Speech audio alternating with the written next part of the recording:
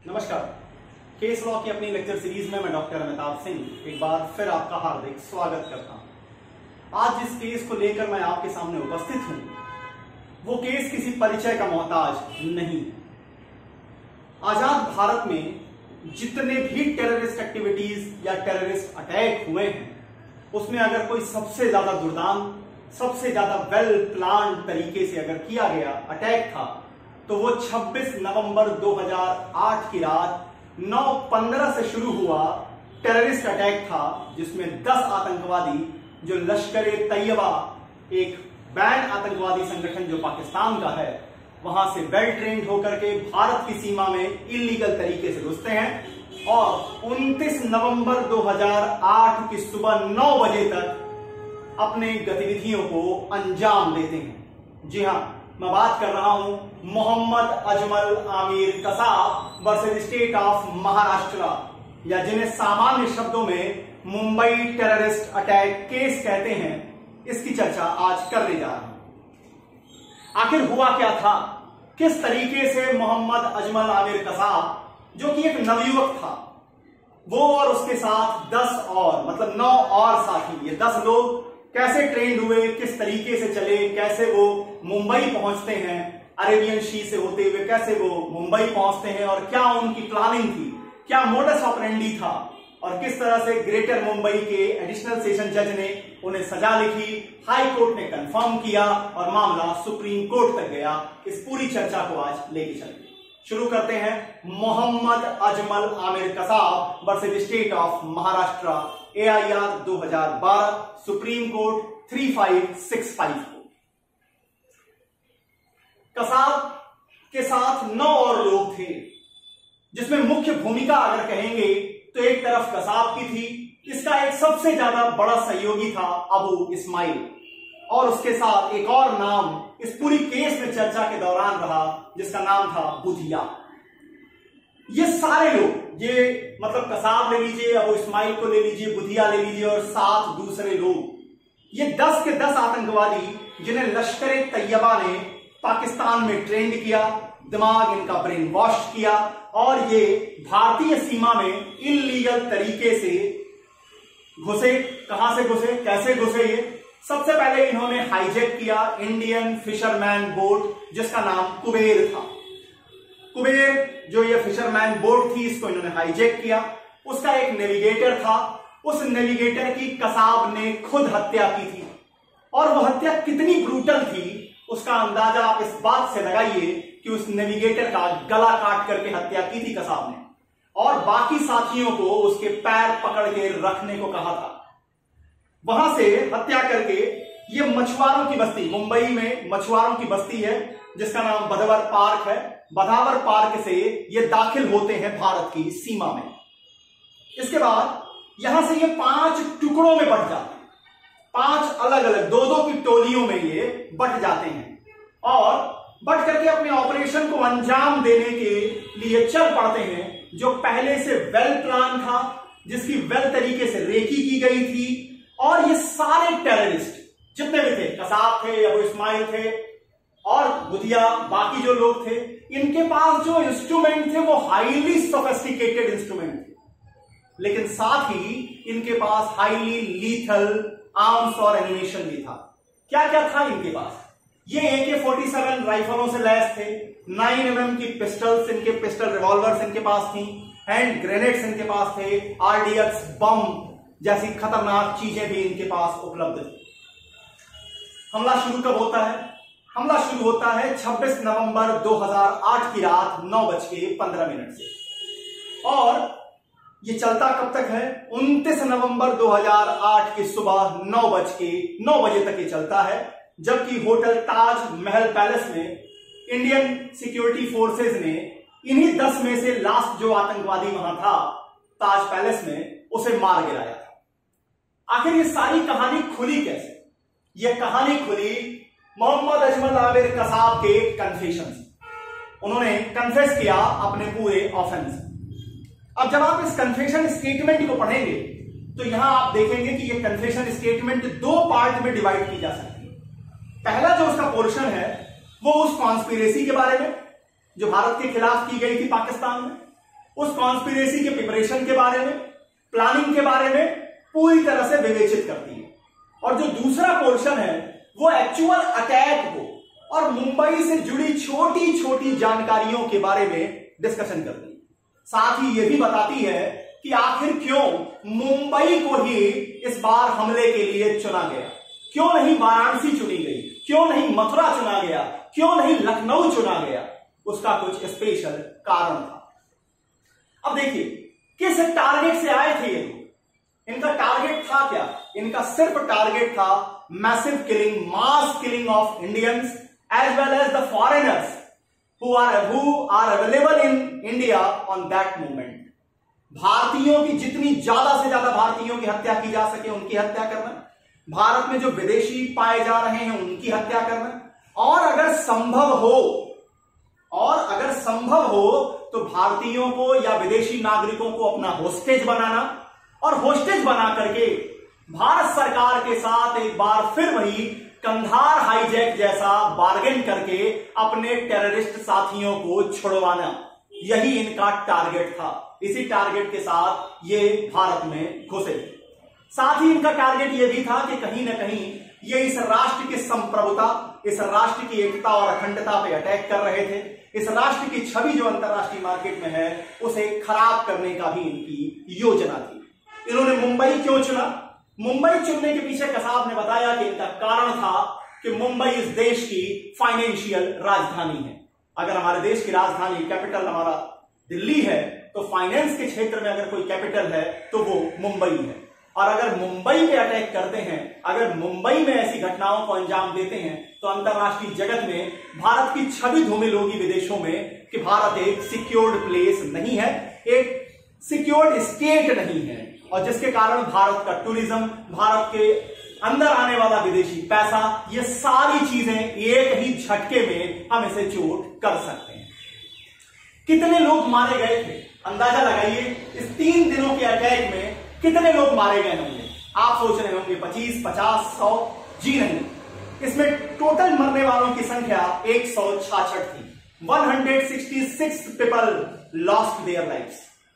इसके साथ ही 238 लोग इसमें इंजर्ड हुए थे। जो घायल हुए थे वो 238 थे। 150 करोड़ रुपए की प्रॉपर्टी बर्बाद हुई थी। जो प्रॉपर्टी इसमें डिस्ट्रॉय हुई थी उसकी वैल्यूएशन 150 करोड़ की थी उस समय के मार्केट रेट के हिसाब से। इसमें अकेले इस इंसान ने 7 आदमियों का कत्ल किया था। और अगर इसके साथ इस्माइल को मिला दिया जाए तो 166 लोगों में से 72 लोगों, 72% की किलिंग की अगर कोई जिम्मेदारी ले रहा था या कोई जिम्मेवार था तो वो कसाब था और इस्माइल था। अब जब कसाब ने कन्फेशन किया, क्या इसके कन्फेशन को देखिए। कसाब ने कन्फेशन किया कि जो फिशरमैन बोट थी कुबेर, उसको इन लोगों ने हाईजैक किया। हाईजैक करके जो नेविगेटर था उसकी हत्या खुद कसाब ने की, खुद कसाब ने उसे मारा। और ये तब तक चलता रहा जब तक कि ये 29 नवंबर को विनोली चौपाटी में पकड़ा नहीं गया। साथ ही दूसरे प्लेसेस भी थे, दूसरे स्थानों पर, जैसे लियोपार्ड कैफे था, माजेगांव ब्लास्ट था, होटल ताज था, नरीमन हाउस, होटल ओबेरॉय, ये और भी अलग अलग प्लेसेस पर, इन प्लेसेस पर ये अपनी गतिविधियों को अंजाम दे रहे थे। ये 10 लोग आए थे जिसमें से 9 लोगों को हमारे सुरक्षा बलों ने, पुलिस वालों ने इनकाउंटर किया, मार डाला। अकेला जिंदा अगर कोई बचा या मिला तो वो था मोहम्मद अजमल आमिर कसाब। अब कसाब जिंदा पकड़ा गया। इसके ऊपर चार्जेस लगे, कौन कौन से? सेक्शन 120B लगा आपराधिक षड्यंत्र करने के लिए, भारत सरकार के साथ युद्ध करने के लिए 121 लगा, 302 लगा, धारा 34 लगी, और unlawful activities act, unlawful detention act, unlawful assembly act की धारा 16 के अंतर्गत चार्जेस लगे इनके ऊपर। अब यहां पर ट्रायल शुरू हुआ एडिशनल सेशन जज ग्रेटर मुंबई। इस पूरी घटनाक्रम में ऐसा नहीं था कि सिर्फ हमारे देश के नागरिक मरे या सिर्फ विदेशी नागरिक मरे। इसमें हमारे पुलिस के जवान, सिक्योरिटी पर्सनल्स भी बड़ी संख्या में मारे गए, जिसमें कुछ नाम थे। ये लोग जो शहादत लिए, जिन्होंने शहादत दी अपनी, जैसे तुकाराम ओंबले, दुर्गड़े, हेमंत करकरे, अशोक कामटे, विजय सालस्कर और एक एनएसजी कमांडो मनोज संदीप यूनिकृष्णन इसमें से प्रमुख नाम। अब जब ट्रायल कोर्ट की बारी आई, ग्रेटर मुंबई एडिशनल सेशन जज की कोर्ट में इनका ट्रायल शुरू हुआ, तो वो तारीख जब इन्हें फांसी की सजा दी गई वो है 3 जून 2011, सॉरी 3 जून 2010 को मुंबई की additional session court, greater Mumbai की एडिशनल सेशन कोर्ट ने इन्हें फांसी की सजा दी। किसको? अजमल आमिर कसाब। अब जब आप फांसी की सजा को देखते हैं, डेथ पेनाल्टी किसी को दी जाती है, तो समझिएगा कि भारत का कानून इसके विषय में क्या कहता है। भारत में दंड प्रक्रिया संहिता, जब आप सीआरपीसी को पढ़ते हैं तो मान लीजिए किसी आपराधिक मामले में सेशन कोर्ट, चूंकि ये ट्राइबल बाय सेशन होता है, सेशन कोर्ट ही इसमें इंपावर्ड है चीजों को ट्रायल करने के लिए। ट्रायल चला और कसाब को फांसी की सजा दी गई। तो हमारे यहां फांसी आप तब तक एग्जीक्यूट नहीं कर सकते हैं जब तक इस सेशन कोर्ट या एडिशनल सेशन, वो भी इक्विवेलेंट है, एडिशनल सेशन के इस फैसले को हाई कोर्ट के खंडपीठ, जिसमें कम से कम 2 जजेस हों, उन्होंने सेक्शन 366 से 371 में इसका प्रोसेस डिस्कस किया गया है सीआरपीसी में, वहां अपना रेक्टिफिकेशन नहीं दे देते हैं, वहां अपना पॉजिटिव एसेंट नहीं दे देते हैं कि हां इस डेथ पेनाल्टी को एग्जीक्यूट किया जाए। तब तक आप डेथ पेनाल्टी दे सकते हैं, एग्जीक्यूशन नहीं। अब मामला पहुंचा हाईकोर्ट और हाईकोर्ट में तारीख आई 21 फरवरी 2011 की। 3 जून 2010 को एडिशनल सेशन जज कहां पर? ग्रेटर मुंबई। इन्होंने क्या दे दिया? Death penalty. इसके बाद जो तारीख इंपॉर्टेंट आई वो कौन सी आई? 21 फरवरी 2011। हाईकोर्ट ने क्या किया? रेक्टिफाई कर दिया। क्या चीज को रेक्टिफाई किया? Death penalty. अब मामला पहुंचा सुप्रीम कोर्ट। सुप्रीम कोर्ट जब मामला पहुंचा तो आखिर ग्राउंड क्या था? ग्राउंड सिर्फ एक कि मोहम्मद अजमल आमिर कसाब की उम्र कम थी। और यहां जो खंडपीठ बैठी, इसमें फैसला लिखने वाले जज थे आफ्ताब आलम साहब। आफ्ताब आलम की खंडपीठ थी, साथ में अल्तमस कबीर थे और चंद्रमौली प्रसाद। 3 लोगों की खंडपीठ ने जिसमें फैसला जो लिखा था वो आफ्ताब आलम जी का था। जस्टिस जिन्होंने फैसला लिखा आफ्ताब आलम, साथ में इनके थे चंद्रमौली प्रसाद, साथ में थे जस्टिस अल्तमस कबीर।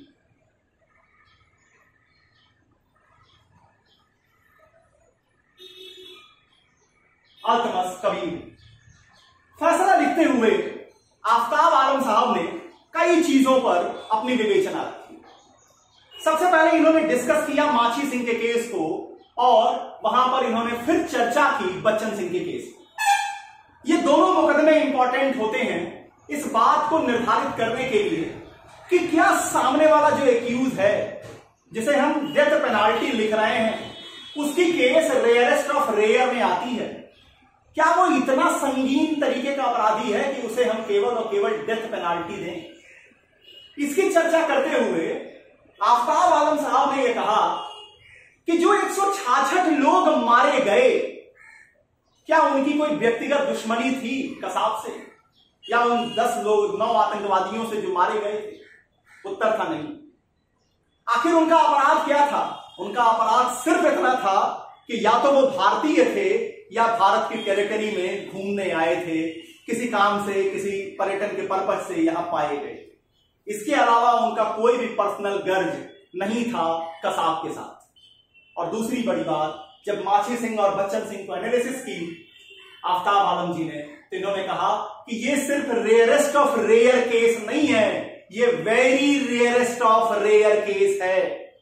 उन्होंने ये लिखा कि कसाब की उम्र कम है, ये मैं मानता हूं, लेकिन कसाब को अपने किए का कोई पछतावा नहीं है, कोई गिला शिकवा नहीं है, किसी तरीके का उसे कह लीजिए कि कोई भी तरीके से उसको ये दुख नहीं है कि उसने जो किया है वो भयानक तरीके से गलत था, उसे इस बात का कोई रिकॉर्स है ही नहीं। तो इसलिए उन्होंने कहा कि जब इसके अंदर रिफॉर्मेशन का कोई चांस दिख ही नहीं रहा है, संभावना ही नहीं है, और इसलिए बच्चन सिंह को एनालिसिस करते हुए, माछी सिंह को एनालिसिस करते हुए उन्होंने इस केस को कहा very rarest of rare case. और सुप्रीम कोर्ट ने भी, जस्टिस आफ्ताब आलम साहब ने ये जजमेंट को लिखा और उन्होंने जो डेथ पेनाल्टी 21 फरवरी 2011 को रेक्टिफाई की गई थी हाई कोर्ट के द्वारा, उसी डेथ पेनाल्टी को अपहेल्ड कर दिया, उसको बरकरार रख दिया। बोला मौत के सिवा, बल्कि आप फैसला पढ़ेंगे तो वहां एक लाइन आ जाती है कि अगर मौत से भी बड़ी कोई सजा होती तो वो इस आदमी को मिलनी चाहिए थी। ये very rarest of rare case है, इसमें मौत की सजा भी कम है, और यहां पर उन्होंने मौत की सजा को अपहेल्ड कर दिया। और फिर हुआ क्या कसाब का? कसाब को दिसंबर 2012 में पूना जेल में इन्हें फांसी दे दी गई, फांसी एग्जीक्यूट कर दी गई। तो ये पूरी कहानी थी Mohammad Ajmal Amir Kasab versus state of Maharashtra. इस कहानी से आप एक चीज समझिए कि एक राष्ट्र जो हमसे ही बना, एक राष्ट्र जिसको बनने के लिए पैसे भी हम ही ने दिए, 55 करोड़ रुपए राष्ट्रपिता महात्मा गांधी के कहने पर दिए गए, उस समय भी लोग देने को तैयार नहीं थे। वो राष्ट्र जब से बना उसने हमेशा एक ही गलत ट्रैक पकड़ा रहा, भारत की तबाही का दिवा स्वप्न देखता है।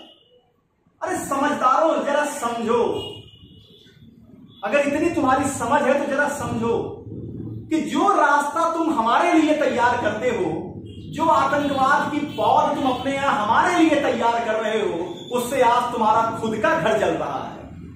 और किस इकोनॉमी को बर्बाद करने की बात कर रहे हो? तुम्हारी टोटल इकोनॉमी $300 बिलियन की भी नहीं है, और भारत 3 ट्रिलियन से बड़ी इकोनॉमी बन चुका है। इसलिए इस तरीके के जितने भी काम, आप 1948 की जंग देख लीजिए, और आप 1965 की लड़ाई देख लीजिए, 2003 का कारगिल देख लीजिए, 1971 की जंग देख लीजिए, जब सीधे में तुमसे कुछ ना हुआ, तो ये परोक्ष तरीके से भारत की एकता और संप्रभुता पर तुम्हारे किए जाने वाले हर हमले इसी तरह से नस्तानाबूद किए जाएंगे। और ये मुकदमा एक नजीर है उन सारे भटके हुए नौजवानों के लिए कि भारत के ऊपर, भारत की संप्रभुता के ऊपर किसी भी तरीके का अगर आक्रमण किया जाएगा, भारत सरकार के साथ युद्ध करने की बात होगी, तो वहां चाहे वो सुप्रीम सेशन जज हो, चाहे वो हाई कोर्ट हो या सुप्रीम कोर्ट हो, उसका जजमेंट एक ही रहेगा, और वो होगा कि वो भारत की संप्रभुता, एकता, अखंडता, इस देश की व्यवस्था को स्थापित किया जाएगा। इतनी बातें रही Mohammad Ajmal Amir Kasab versus state of Maharashtra के लिए। उम्मीद करता हूं कि मुंबई के इस टेररिस्ट अटैक केस के फैक्ट्स को, फाइंडिंग्स को समझाने में मेरा प्रयास सफल रहा होगा। कल एक और लीडिंग केस के साथ आपके सामने उपस्थित होऊंगा। तब तक के लिए बहुत बहुत धन्यवाद। नमस्कार।